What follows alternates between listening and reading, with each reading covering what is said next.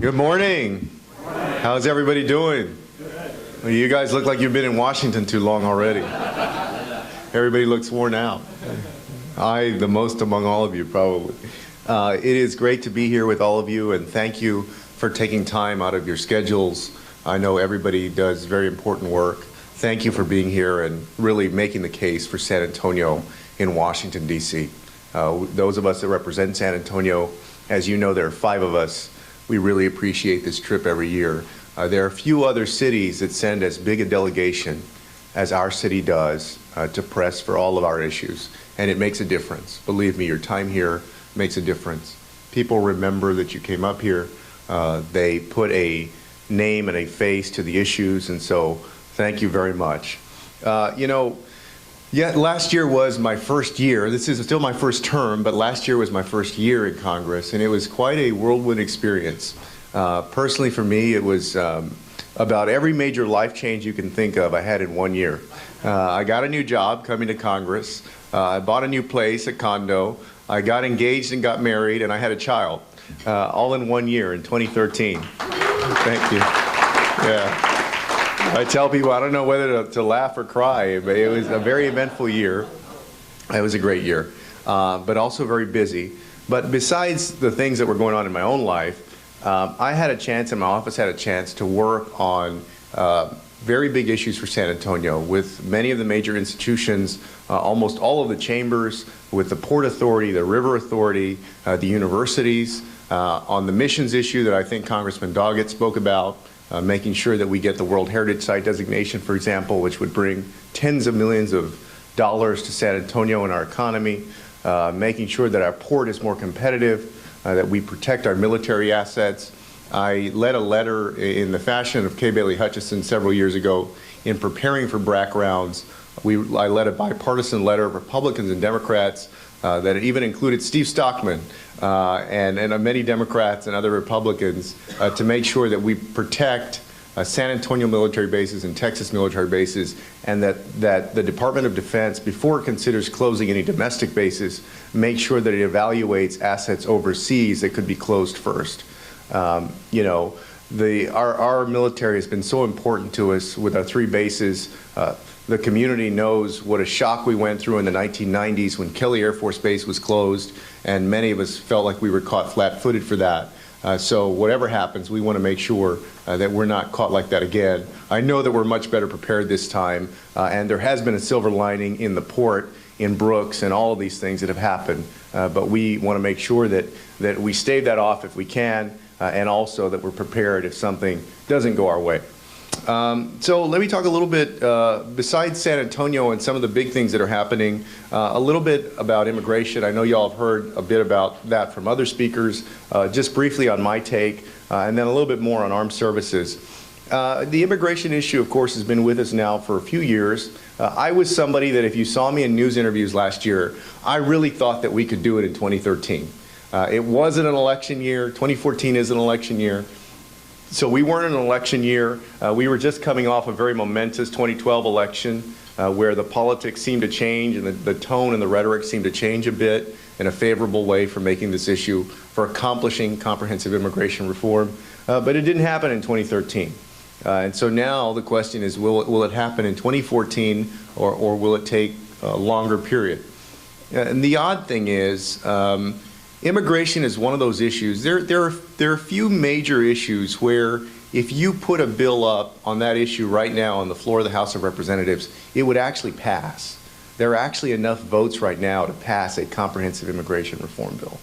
And that matters a lot to San Antonio and to Texas because there are a handful of Texas industries, everything from agriculture to high tech, to retail, to construction, that literally rely on immigrant labor as their lifeblood, that would not exist the way they do but for immigrant labor. And so if you put a bill on the floor of the House of Representatives right now with respect to immigration, it would actually pass. But there are informal customs and some formal customs in this place that really prevent that from happening. In the House of Representatives, and I think I mentioned it last year, the culprit that kind of backs things up is called the Hastert Rule. The Speaker of the House, John Boehner, especially on big issues, follows what is called the Hastert Rule. And that rule says that no piece of legislation will move to a full vote of the body unless it enjoys the support of the majority of the majority. So in this case, you have a Republican speaker. He won't move a piece of legislation unless a majority of Republicans already support that piece of legislation. So what that essentially does is it allows about 27% of the body to control 100% of the agenda on big issues. That makes it very difficult to pass a comprehensive immigration reform bill. And that has been the main holdup, in my opinion. So I hope it happens in 2014. It would be important for Texas. I got to say that the Chambers of Commerce and the Texas Association of Business, I've had several conversations with Bill Hammond on this, have been very supportive. Last summer, the president, if you can imagine this, had on the same stage with him the president of the U.S. Chamber of Commerce and the head of the AFL-CIO. Now, how many times do those guys stand together for anything? But he had them there for the immigration press conference behind comprehensive immigration reform.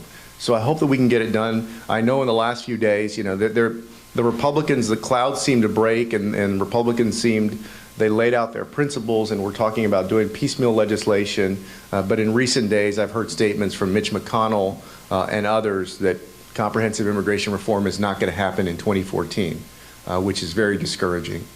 So my guess would be that if it doesn't happen this year, it will happen by the 2016 presidential elections, specifically because you have a different group of folks that vote in 2014 than vote in the presidential years.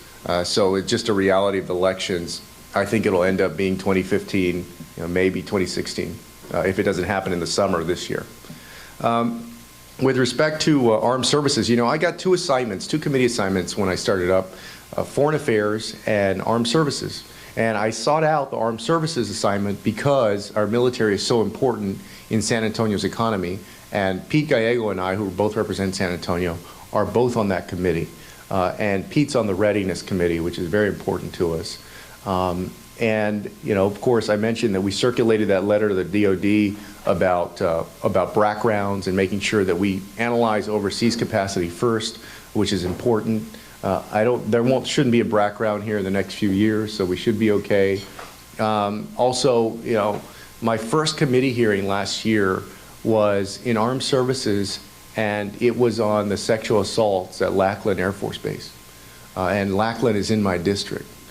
So I had an amendment in the NDAA that dealt with reports on sexual assaults. And so, you know, these issues have come up throughout the year that involve San Antonio, and I'm always mindful about both not only what it means for our economic development, but also what it means for our image and the city's reputation and all of those things. And we'll continue to do that. We've also worked with the port to make sure that our companies are thriving there, whether it's Boeing, Lockheed Martin, and others, that they remain competitive, that we help them in terms of attracting new business, and you know, so that San Antonio succeeds economically. And then I'll just end with this and then take any questions if you have them. My number one priority up here is to make sure that San Antonio prospers economically, regardless of party, regardless of anything else, to make sure that our city does as well economically as we possibly can. So I think if you've approached my office for something, we don't ask what party you're from. We don't care what party you're from. You know, I don't care if you've donated to me in the past or not, or been against me or for me. We want to see San Antonio businesses succeed. We want to see San Antonians succeed. And that has been my brother's driving principle also. And our city has got incredible momentum right now, just incredible momentum. You know, in the last few years, and even before that, Mayor Hardberger did a wonderful job also. We have come up on so many lists of a city with incredible momentum, with job growth, well positioned for the future in different industries and sectors. And so we want to keep up that momentum. And I think that we should think big. You know, Henry Cuellar a few weeks ago has been working on this issue of a train up from Monterrey, Mexico, all the way up, I think, maybe to Dallas or beyond that. We ought to be thinking big like that. A huge project that is transformational for Texas, transformational for the region. It could be, I think we should get behind that one, but we should also be looking at other things that are literally transformational for the region. There's no reason that our region should not compete for these funds. I know that sometimes the state and the federal governments get into spats about taking money for this but not for that or whatever it is.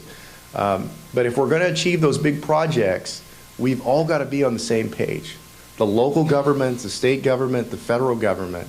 You know, there's been a little bit of a hesitation in Washington, I think. I mean, look, let's be frank, the governor doesn't have the best relationship with the president, right?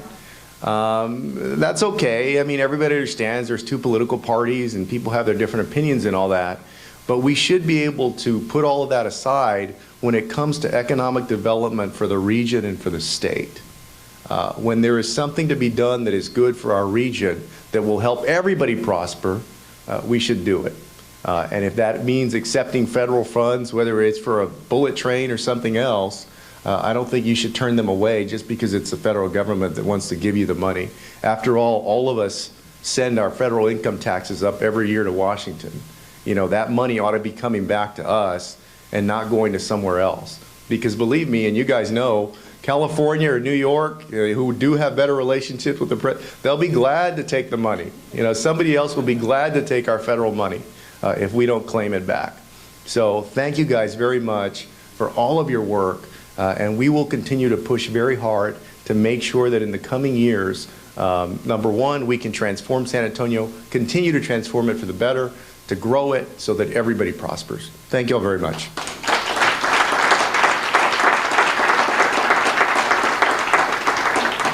Manny. Hi, morning, thanks for being with us. I forgot to mention one thing that you did in 2013, which is amazing. It's a small thing, but it really made a big difference. You gave your salary for a couple of weeks to the battered women. Sure. And sure. thanks for them. That was really important. A little bit of money that you put aside, Yeah. a lot of money. No, well, thank you, Manny.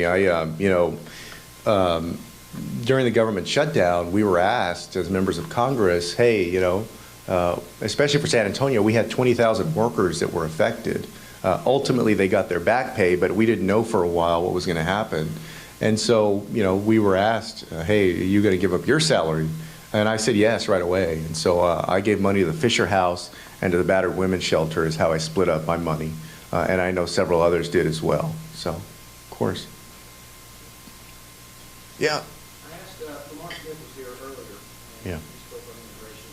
He talked Yeah. about doing it the right way from his perspective, and was Sure. concerned about ways that it could be done that might hurt things.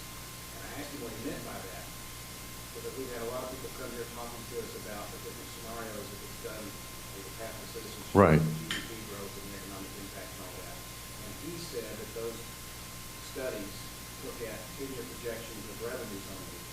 They don't look at projections of costs, like Social Security, Medicare, or putting people on healthcare stuff. Yeah. So I just wondered what your perspective was. Well, there has been, I guess, there are a few parts to the question. The first thing is there has been a different approach between the two parties about how we should do immigration reform.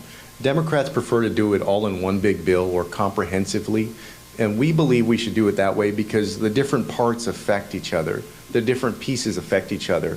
It's very hard. If you tinker with one, it's going to affect your numbers somewhere else. Republicans want to do it piecemeal because rather than doing it all in one bill, and I mean, I don't want to put words in their mouth, but I think first of all they think that they want to be able to vote for some pieces and not others. Their first piece, I'm sure, would be border security, for example. Now, aside from the different approaches, I would say, look, we could do it piecemeal if you pass all of the pieces that are necessary, say in 5 bills. But if you only pass 2 or 3 of the pieces, then you don't have the whole pie, essentially. So that's one piece. With respect to the studies, I mean, I would just have to see the ones that Lamar's talking about. But there is incredible benefit to immigrant labor. And I think part of it is the nation needs to be honest with itself about the role that immigrants play in these different industries. In agriculture, for instance, the agricultural industry self-reports that 50% of their workers are undocumented, which probably means that 75% of their workers are undocumented, right? But it's not just undocumented immigrants, it's also high-tech immigrants, or immigrants that come into high-tech work in Silicon Valley and even in Austin. who are on H-1B visas, for example.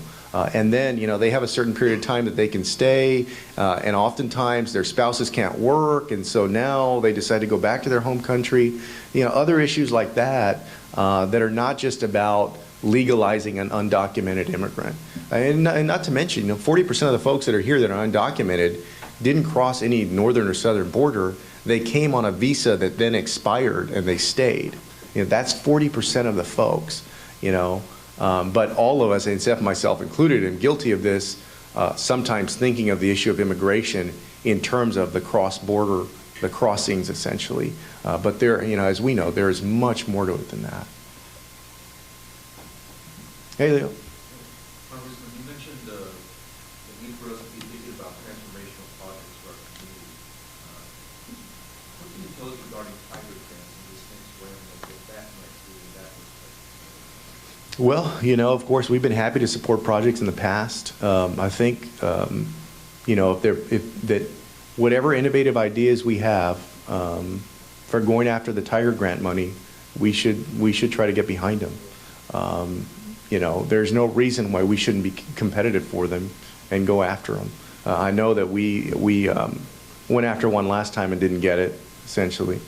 But we should just keep at it, And I think we can be helpful in little ways. Yesterday, for example, the Democratic caucus was at the White House to meet with the president, and I invited the labor secretary to visit the Alamo Academies because that has been a shining model for San Antonio and for the nation about workforce development, especially as we have had increasing conversations about the changing workforce, the nature of the workforce, about college degrees, all of those things.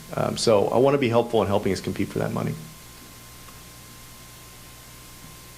Yes, maybe one more here. Just a comment. Yeah. I think it's, you're very much aware of the competition that we have between the Oklahoma delegation and San Antonio, and you're aware of the installation issue. So I applaud what you and Congressman Gallego are doing to reach across party lines and reach out to the Oklahoma delegation. There's opportunities for collaborative spirit, if you will. Absolutely. No, we will. Absolutely. Between our port and their Air Force Base and all of those things, but we'll keep it up. So, one more. Who do you think is a better speaker between you and Miguel Castro? Man. I'll say my brother, but I'm going to give him the benefit of the doubt. So, no, he's doing a wonderful job, and I think our city has so much to look forward to. There's just such incredible things happening, and I've talked to him. Of course, we talk regularly, but there are things that have not been announced this year yet that will be just wonderful things for San Antonio, things coming up. So we're not going to take our foot off the gas. Our idea is that the city should prosper. We should do everything that we can to help our city prosper, and that way everybody prospers, no matter where you live in San Antonio or anything like that. So thank you guys very much.